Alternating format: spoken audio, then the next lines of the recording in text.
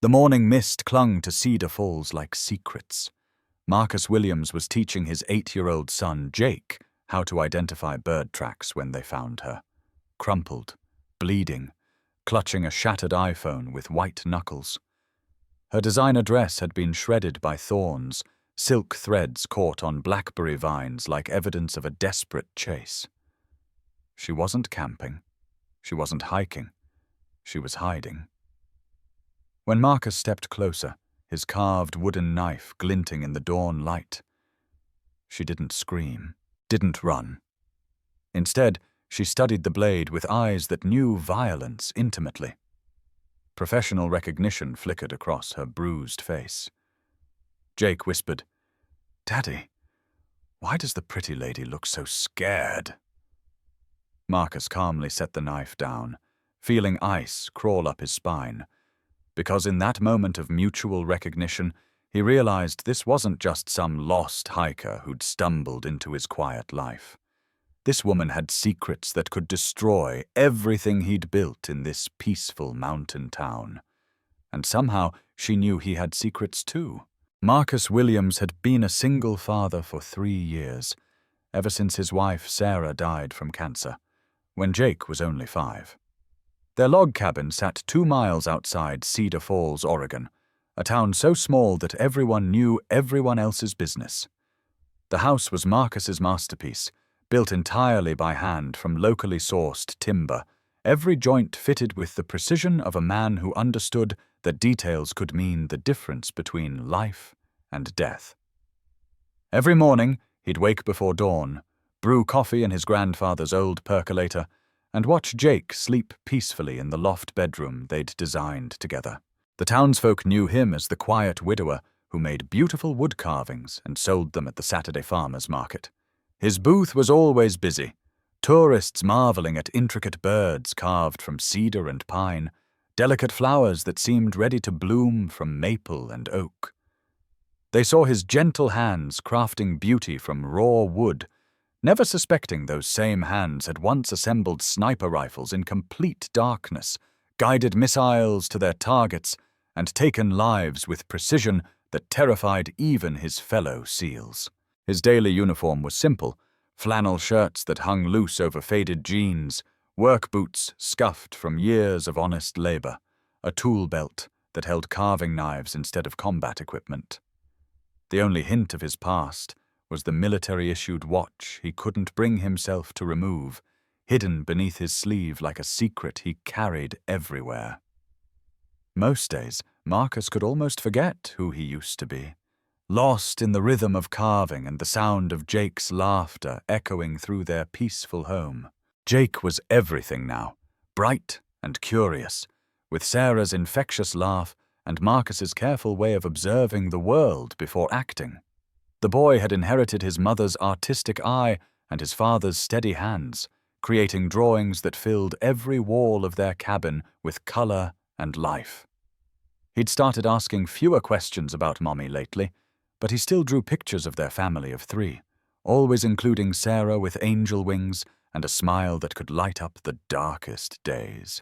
Marcus carried the injured woman back to his cabin while Jake ran ahead, chattering excitedly about finding a real princess in the woods, like something from his favorite storybooks.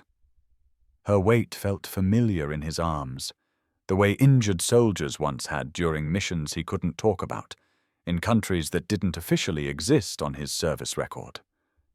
She drifted in and out of consciousness, mumbling fragments that made his blood run cold and his tactical instincts flare to life. They found the files. "Richard will kill me. Can't let them win." Names and places that spoke of corruption and violence, far from this peaceful mountain sanctuary. When she finally opened her eyes fully, Marcus was cleaning cuts on her hands with the gentle precision of a field medic, his touch professional but kind. She flinched at first contact, then gradually relaxed when she saw Jake coloring quietly at the kitchen table, his tongue poking out in concentration as he worked on a dragon that breathed rainbow fire. The domestic scene seemed to calm her in ways that words couldn't, as if she'd forgotten such simple peace was possible. What's your name? Marcus asked softly, keeping his voice low and non-threatening. She hesitated, green eyes darting toward the windows like she expected armed men to crash through the glass at any moment. Her pupils were dilated with adrenaline, her breathing shallow with the kind of fear that came from real, immediate danger. Elena, she whispered after a long pause. Elena Brooks. The lie came too easily, practiced and smooth as silk. Marcus didn't call her on it, recognizing the careful construction of a cover identity from his own years of living in shadows. Instead, he offered her chamomile tea in Sarah's favorite mug and asked no more questions, understanding that sometimes survival meant keeping secrets buried deep enough that even you could forget they existed. Trust was something that had to be earned one small gesture at a time, especially between people who'd learned that the wrong word to the wrong person could mean death. Marcus had been trained to read people like open books, and everything about Elena screamed danger wrapped in desperation. 2 days later, Elena appeared at Marcus's woodworking shop behind the cabin, carrying a paper bag that smelled like fresh bread and herbs from the local bakery. She'd somehow found clothes that fit her petite frame, simple jeans and a cotton sweater that couldn't hide the expensive way she carried herself, or the quality of her dental work and manicured nails. Her hands were soft and uncalloused, speaking of a life far removed from manual labor, but she moved with surprising grace and awareness of her surroundings. She'd cleaned up well, but Marcus's trained eye caught details others would miss.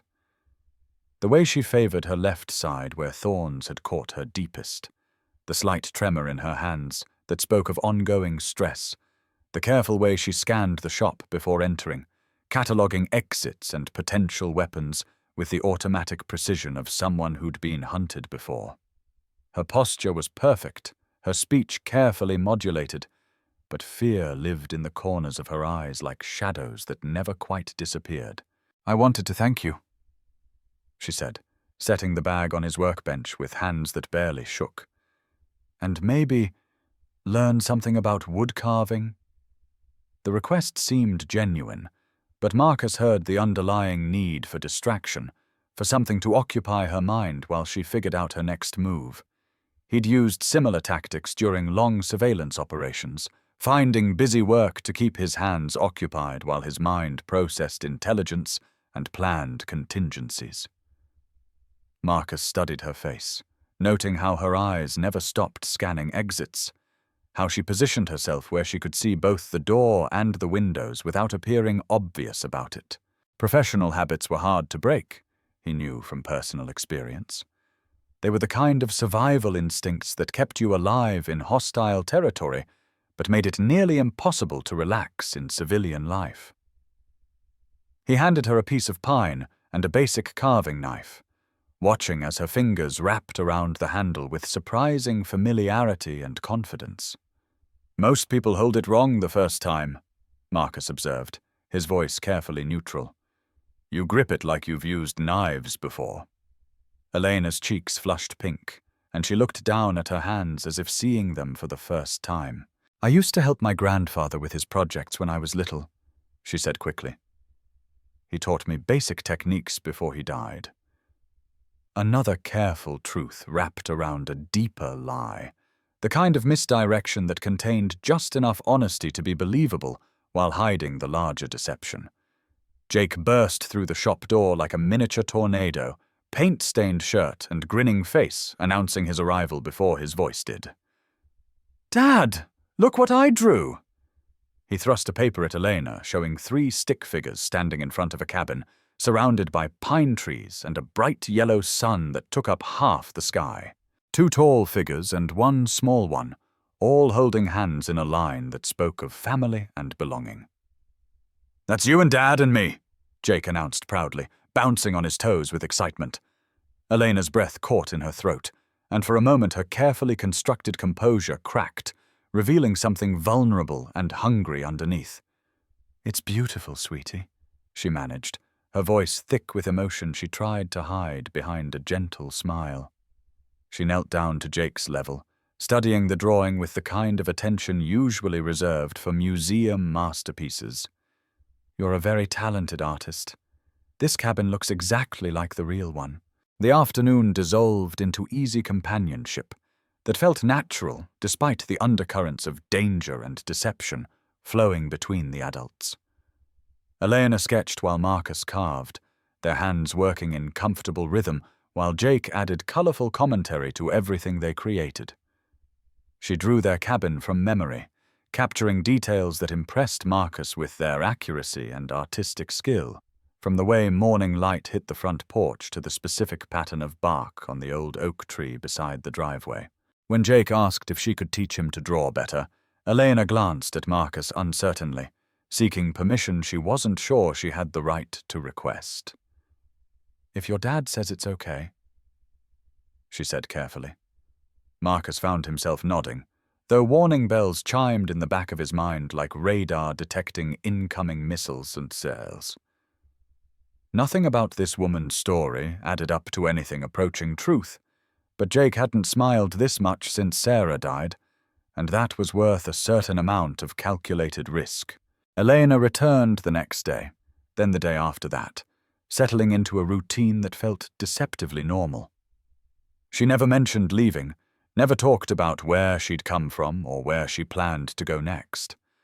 Her presence became part of their daily rhythm, like she'd always belonged there, helping with breakfast, teaching Jake advanced drawing techniques, listening to Marcus's stories about local wildlife, with the kind of focused attention that made him feel genuinely heard for the first time in years. Marcus caught her staring at his work with an artist's appreciation, pointing out techniques that revealed far more formal training than any casual hobby would provide.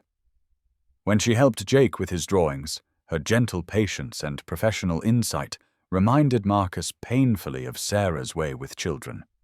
But unlike his wife, Elena jumped at every unexpected sound, her eyes going hard and alert in ways that spoke of learned vigilance and intimate familiarity with violence. During quiet moments when Jake was occupied with his toys, Marcus noticed other telling details.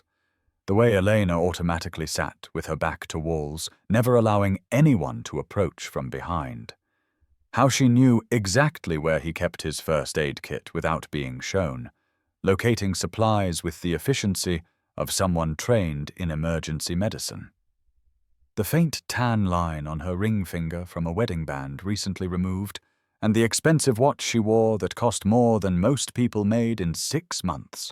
Most telling of all was how she watched him work with tools, recognizing skill that went far beyond weekend carpentry or artistic hobby.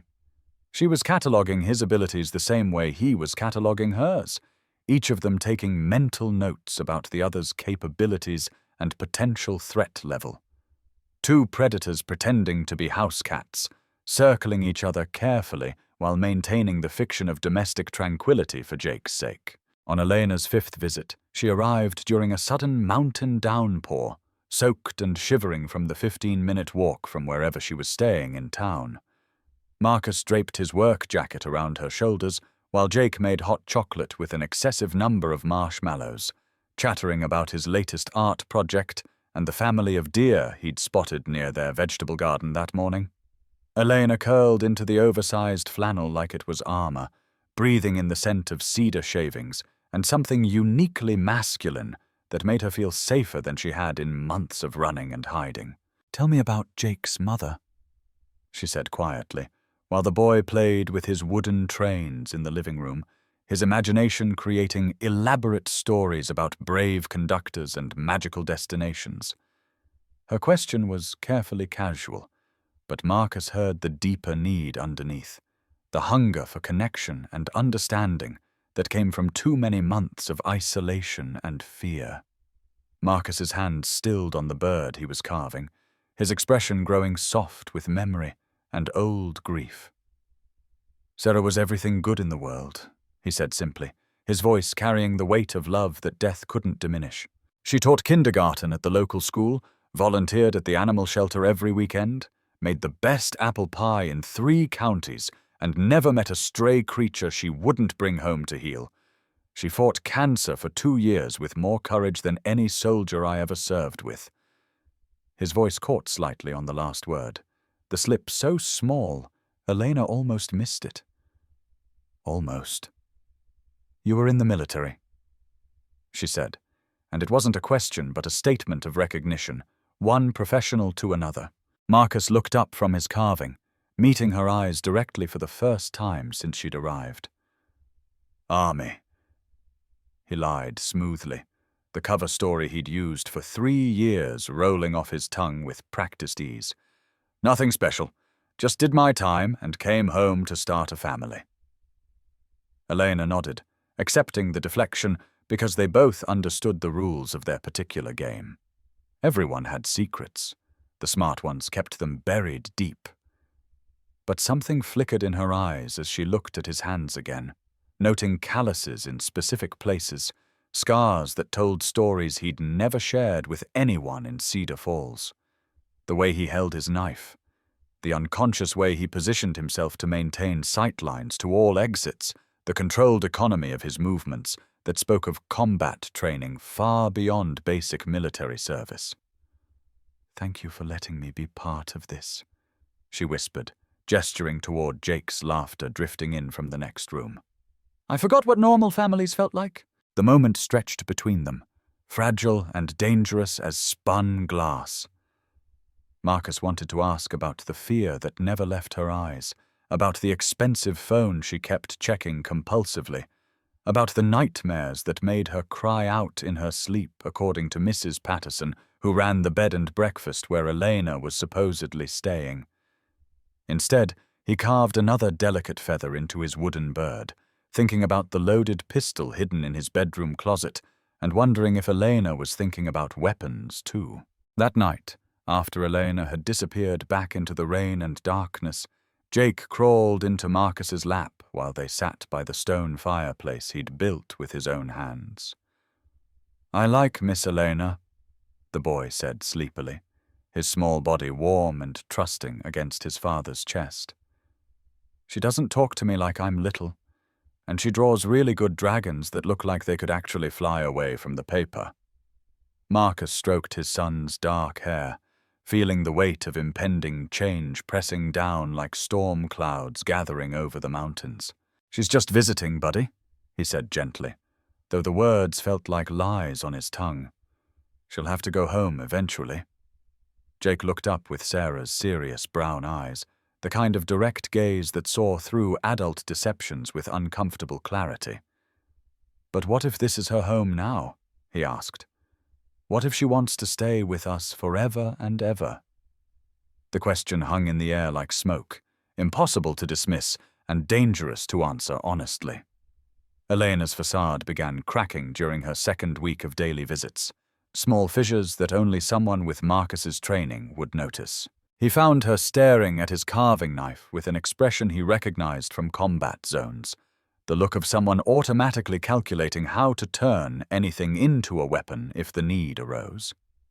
She startled when Jake dropped a book upstairs, her hand moving instinctively toward her purse before she caught herself and forced a smile. When a delivery truck backfired on the main road half a mile away, Elena was on her feet and moving toward the back exit before the sound even registered consciously with Marcus and Jake.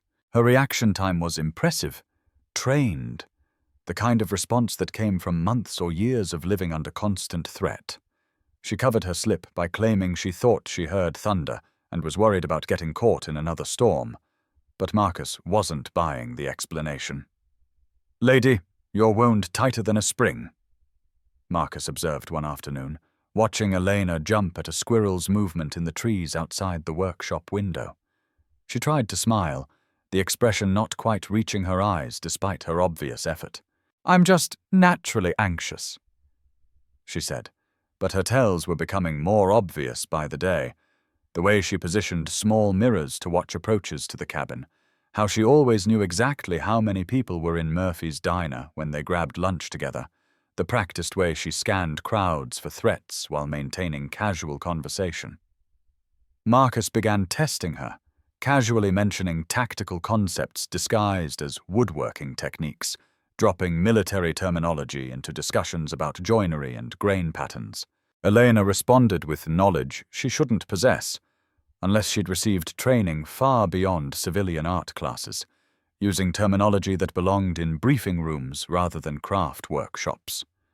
When she automatically corrected Jake's grip on a carving tool, she did it with the expertise of someone who'd trained others in proper weapon handling, her hands guiding his with precision that spoke of muscle memory and professional instruction. Her cover story was dissolving like sugar in rain, and they both knew it. The question was whether they'd acknowledge the truth or continue their careful dance around the deceptions that kept them both safe from questions neither was prepared to answer. Marcus found himself hoping they could maintain the fiction indefinitely, preserving the fragile peace they'd built in their mountain sanctuary. The breaking point came on a Tuesday morning when Marcus decided to show Elena his workshop's hidden compartment, revealing advanced equipment that had nothing to do with carpentry or artistic pursuits. Night vision goggles still in their military cases, tactical knives with serrated edges designed for combat rather than crafting, communication equipment sophisticated enough to reach anywhere in the world, and maps marked with coordinates that corresponded to no tourist destinations. Elena stared at the cache of equipment, her face going pale as she recognized items she'd seen before in very different contexts. "You're not just ex-army?" she breathed, her voice barely above a whisper. Marcus met her eyes steadily, no longer bothering to maintain his cover story now that the truth was spreading between them like wildfire. "Navy SEAL. Team 6. 22 years of service before I came home to bury my wife." He paused, letting that information settle. "And you're not just some artist running from a bad divorce, are you, Elena?" The pretense shattered between them like breaking glass, sharp and irreversible. Elena's hands shook as she reached into her purse, pulling out items that explained everything and changed everything. A small digital recorder, a flash drive, and a federal badge in a leather case that identified her as Elena Morrison, not Eleanor Brooks. Married name Blackwood. "My real name is Eleanor Morrison," she said, her voice steady despite the tremor in her fingers. "I was married to Senator Richard Blackwood for 5 years. 3 months ago I discovered he's been selling classified defense contracts to foreign bidders, compromising national security for personal profit." She held up the flash drive like it contained fire instead of data. "The evidence is all here. Everything the FBI needs to put him away forever, along with half his staff and 3 major defense contractors who've been paying for information that gets our soldiers killed." Her voice dropped to a whisper that carried the weight of terrible knowledge. "But Richard has connections everywhere. Private military contractors, ex-CIA operatives, people who specialize in making problems disappear without a trace." Marcus felt the familiar coldness settle over him, the mental shift from civilian father to operational asset that he'd hoped never to experience again. His mind automatically began calculating threats, assets, and defensive options, while his hands remained perfectly steady on his carving tools. "How did they find you?" he asked, though part of him already knew the answer. Elena laughed, but there was no humor in the sound, only bitter recognition of her own naivety. "They haven't yet," she said, then corrected herself. "They hadn't until yesterday. I've been running for weeks, staying ahead by constantly moving, never staying anywhere more than 2 or 3 days. But I got comfortable here. I let my guard down because for the first time in months, I felt safe. I felt like I could breathe." She looked toward the house where Jake's laughter could be heard even through the workshop walls. "I felt like I could have a family again." "The phone calls you keep making," Marcus said, pieces of the puzzle clicking together with mechanical precision. "You're coordinating with federal agents, maintaining contact with handlers who are supposed to be keeping you alive until trial." Elena nodded, pulling out a second phone, this one encrypted and government-issued. Agent Sarah Chen from the FBI's Public Corruption Unit. She's the only one I trust completely, but even she can't guarantee my safety until Richard's arrested and his network dismantled. His reach is too long, his resources too deep, and he has too many people who owe him favors in all the wrong places. The irony of the agent's name wasn't lost on Marcus. Another Sarah, trying to save a life while he stood by feeling helpless against forces larger than himself. "What changed yesterday?" he asked, though he was already moving toward the window, his trained eye scanning the tree line for movement that didn't belong to wildlife. Elena's face crumpled slightly, showing her age and exhaustion for the first time since he'd found her in the woods. "Agent Chen lost contact with her surveillance team yesterday evening," Elena said, checking her secure phone with fingers that trembled despite her efforts at control. 3 federal marshals who were supposed to be watching the approaches to Cedar Falls. They missed their scheduled check-in and haven't responded to any communications since. She met Marcus's eyes, and he saw his own understanding reflected there. If Richard's contractors are here, it means they found the federal protection detail and eliminated it. Outside, a black SUV with tinted windows drove slowly past the cabin, its occupants invisible behind glass, dark as midnight. Elena went rigid, every muscle coiled for flight, while Marcus moved to the window with deceptive casualness. His trained eye automatically catalogued details, government plates that could be legitimate or expertly forged, 2 occupants in the front seats, passenger holding something that could be binoculars or a long-range camera, vehicle moving at surveillance speed rather than tourist pace. "Friends of yours?" Marcus asked, his voice carrying the kind of calm that came from years of facing death with steady nerves. Elena's face had gone white, but her voice remained steady when she answered. "Richard's people. They found me." The SUV made another pass, slower this time, and Marcus's mind shifted fully into tactical mode, calculating sight lines, escape routes, defensive positions, and the weapons cache hidden throughout his property that Jake had never been allowed to discover. "How long do we have?" Marcus asked, moving away from the window toward the gun safe concealed behind his tool cabinet. Elena checked her secure phone again, her training warring with her fear as she processed information that meant survival or death for all of them. Agent Chen's last communication was 6 hours ago. If Richard's contractors have been here long enough to scout our location and eliminate federal protection, they're probably moving into position for termination right now. Her voice cracked slightly on the last word, but she forced herself to continue. "I'm sorry, Marcus. I never meant to bring this violence to your family. I thought I could stay hidden long enough for the FBI to make their arrests. But I was selfish. I wanted to feel normal for just a little while longer." Marcus pulled tactical gear from his safe, equipment Elena had never seen despite her weeks of careful observation. Body armor that had stopped bullets in 3 different countries, weapons that had ended lives she would never know about, ammunition designed to penetrate the kind of protection professional killers wore. The gentle woodcarver who taught his son to identify bird tracks was disappearing, replaced by a predator she was only beginning to understand. "Take Jake to the Murphy's house next door," Marcus said, his voice carrying command authority that brooked no argument. "Tell them there's a gas leak and you need to use their phone to call the fire department. Keep him there no matter what you hear, no matter how long it takes. Promise me." Elena started to protest, part of her desperate to stay and fight beside him, but Marcus cut her off with a look that reminded her exactly who she was dealing with. "This is what I do, what I've always done, what I trained for 22 years to do perfectly." He checked his rifle with movements so practiced they seemed like breathing.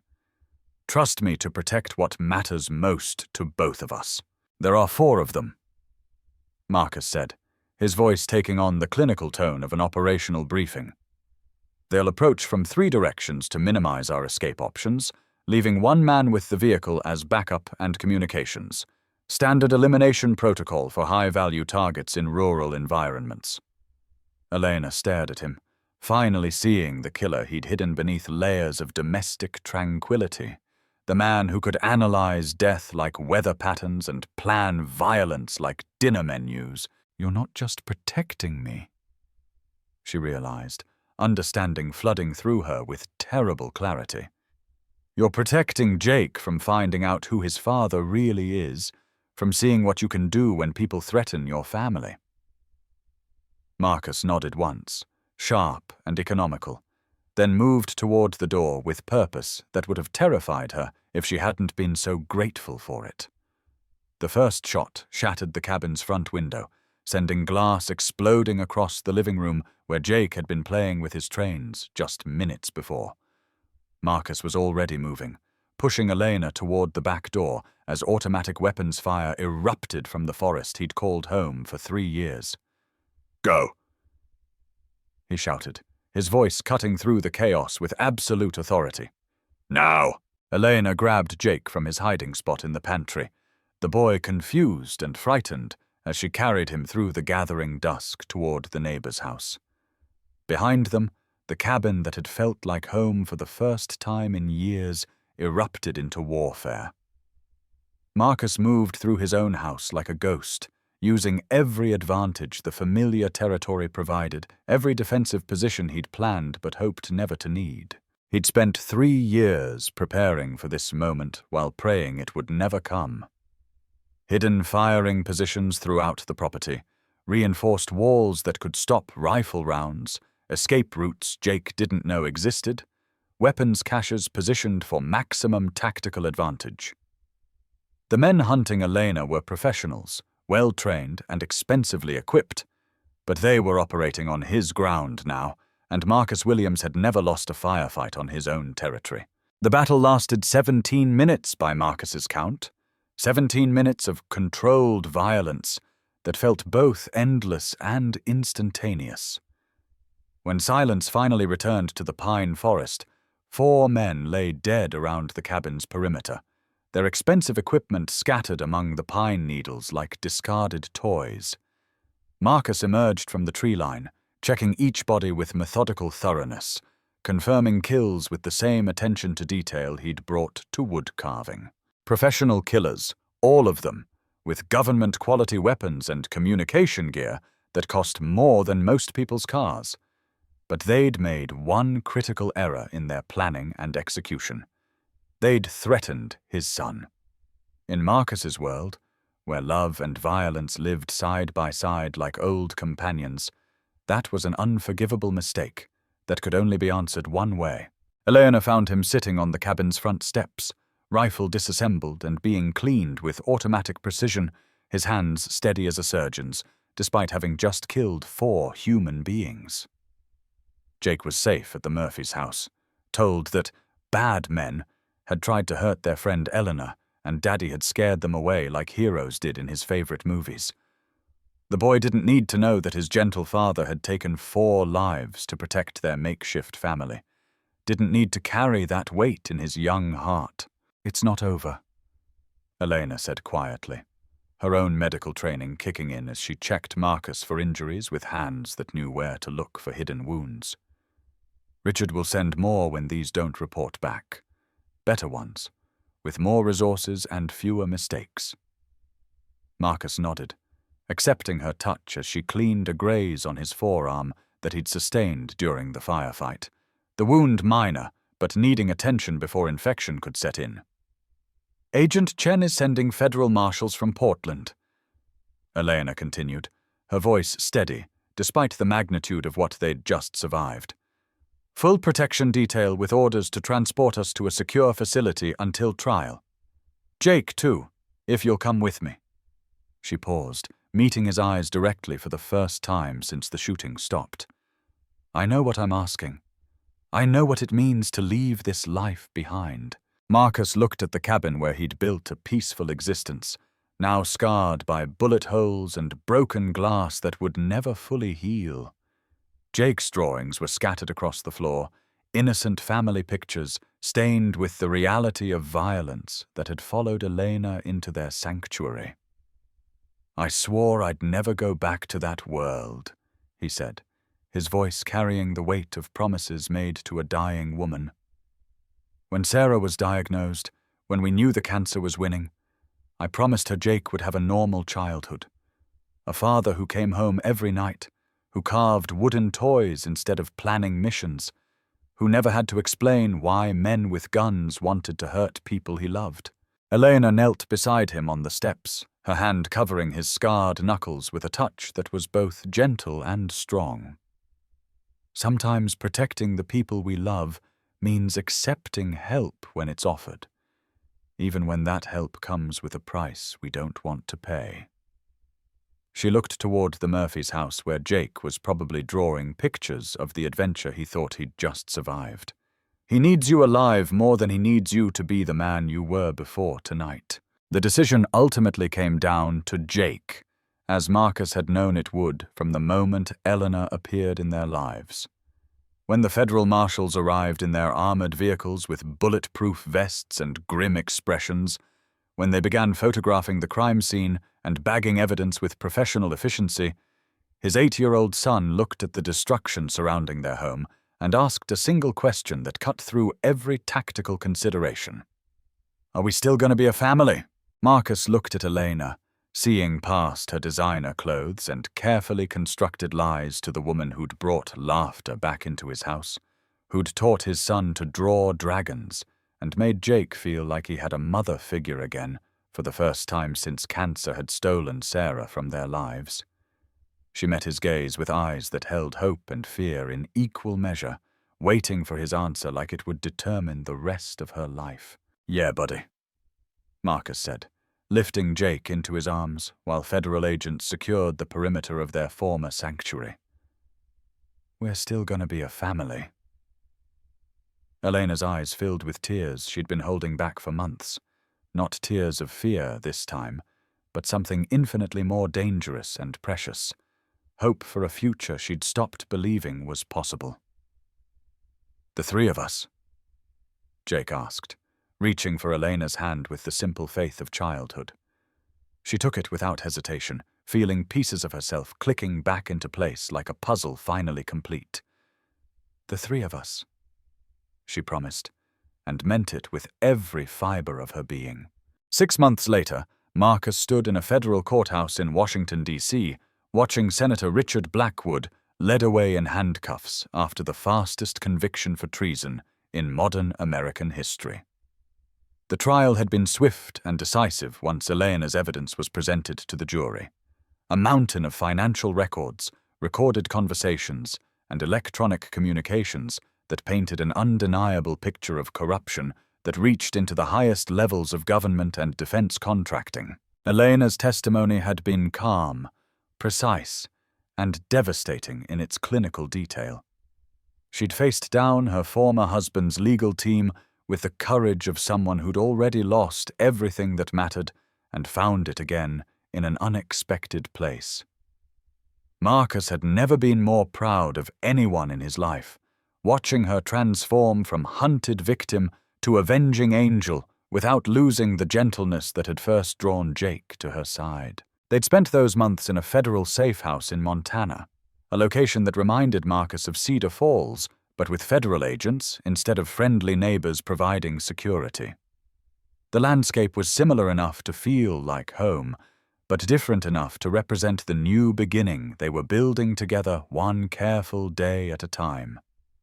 Elena slowly let go of the fear that had defined her existence since leaving Richard, while Marcus learned to trust in safety he'd never expected to find again.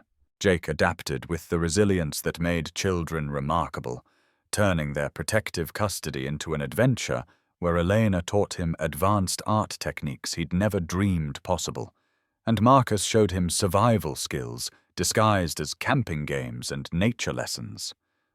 The boy thrived under their combined attention, his artwork growing more sophisticated, while his laughter filled spaces that had been too quiet for too long. Elena had nightmares the first few weeks, waking up screaming Richard's name while her body fought battles that existed only in memory and trauma. Marcus would hold her until the shaking stopped, sharing his own struggles with post-traumatic stress in quiet conversations after Jake fell asleep.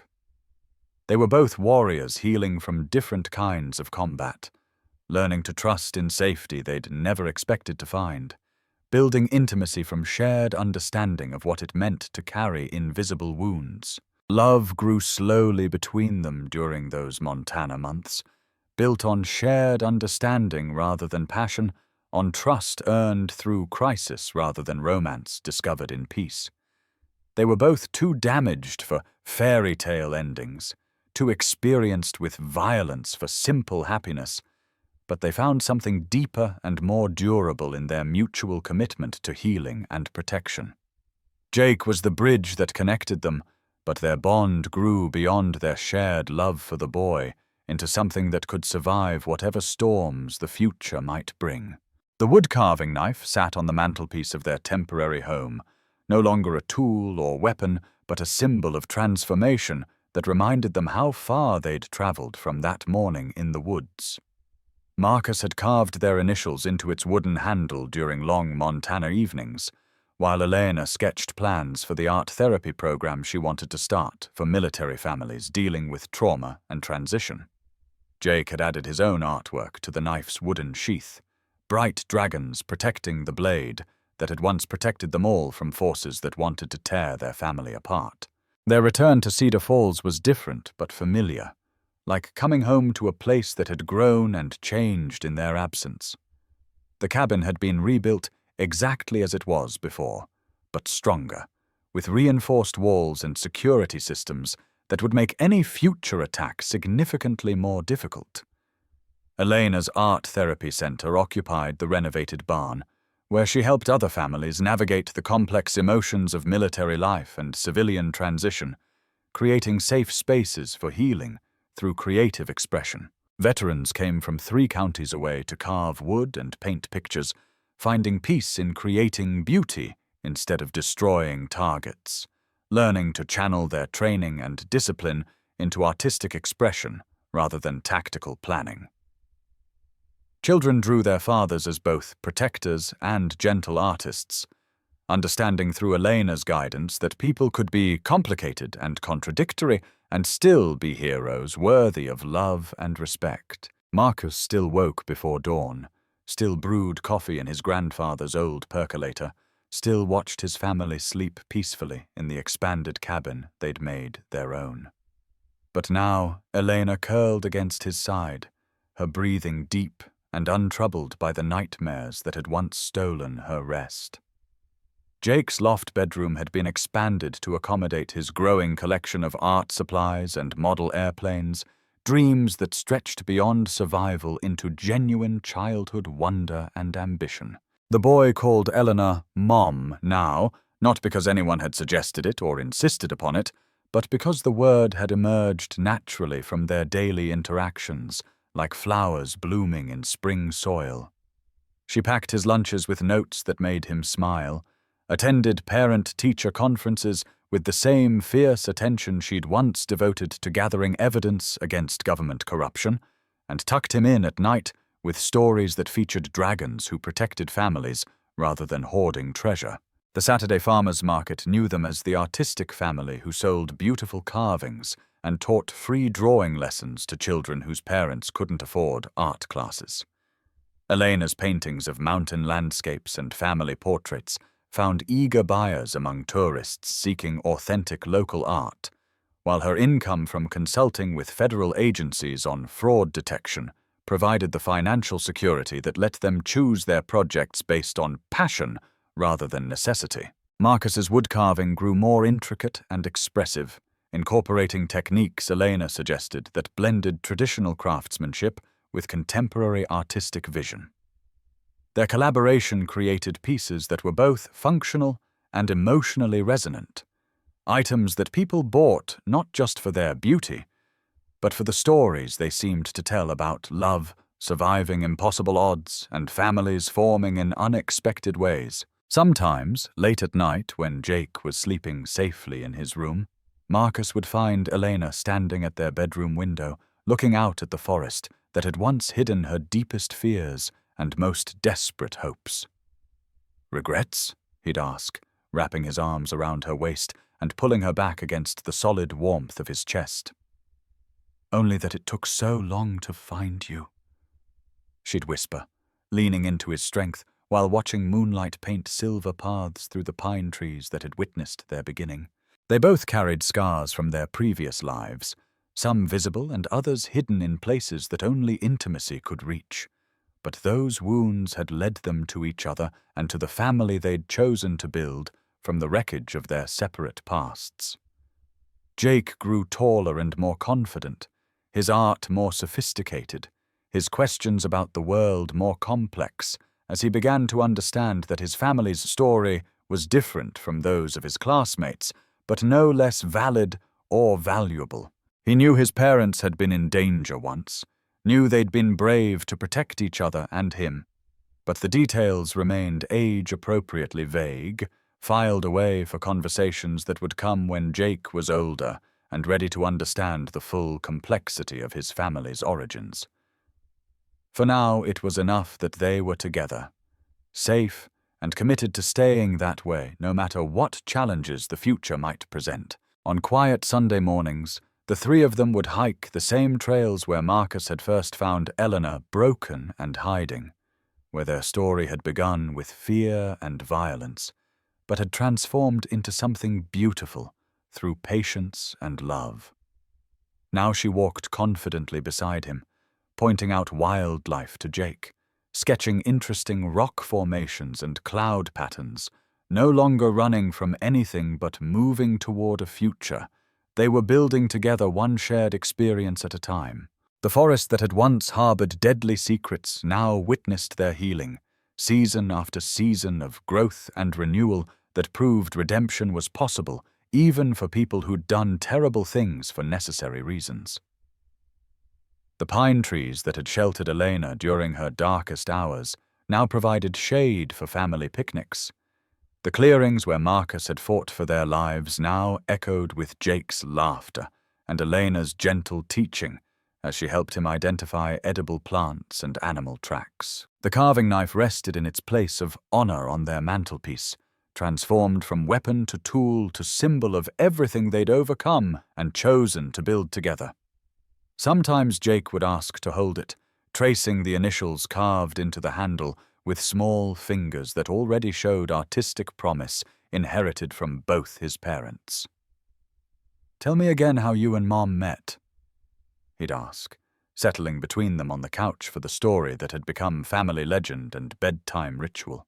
Marcus and Elena would exchange glances full of shared understanding, editing carefully as they recounted the tale of the princess, who wasn't really a princess, and the woodcarver, who wasn't really just a woodcarver, who found each other in a forest where secrets grew like wildflowers and love bloomed as unexpectedly as mountain laurel after the harshest winter on record.